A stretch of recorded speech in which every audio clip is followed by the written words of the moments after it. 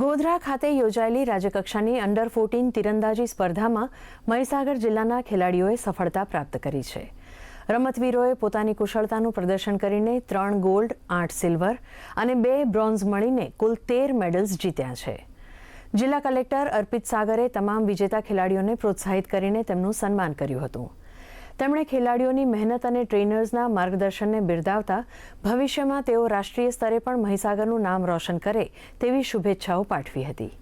ઉલ્લેખનીય છે કે સ્પોર્ટ્સ ઓથોરિટી ઓફ ગુજરાતની ઇન સ્કૂલ યોજના હેઠળ તાલીમ મેળવતા ખેલાડીઓએ આ સફળતા પ્રાપ્ત કરી છે।